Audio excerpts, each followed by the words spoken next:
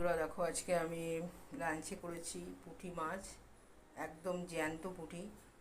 ওই জ্যান্ত পুঁটি মাছের ঝোল করেছি আলু দিয়ে, কোনো মশলা দিইনি, শুধু দিয়েছি নুন, হলুদ, একটা টমেটো, কাঁচা লঙ্কা, কালো জিরে ফোড়ন,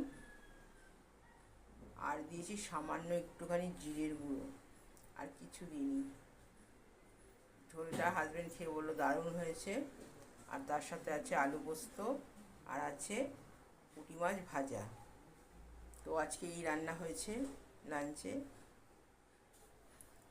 এই দেখো কত সুন্দর হয়েছে ঝোলটা, কিন্তু কোনো রকম মশলা পড়েনি। কাঁচা লঙ্কা ছিঁড়ে দিয়েছি, টমেটো ঘষে দিয়েছি, ব্যাস, কালো জিরে ফোড়ন। এই হচ্ছে আজকের আমার লাঞ্চ। আর তো তোমাদের কদিন ধরেই বলছি শরীরটা আমার খুব একটা ভালো নেই, তাই খুব বেশি রান্না করতেও ভালো লাগছে না।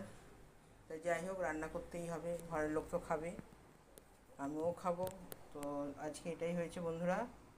আর সবাই খুব ভালো থেকো, ফিরে আসবো আবার একটা নতুন রিলের সাথে। ততক্ষণ সবার থেকে টাটা।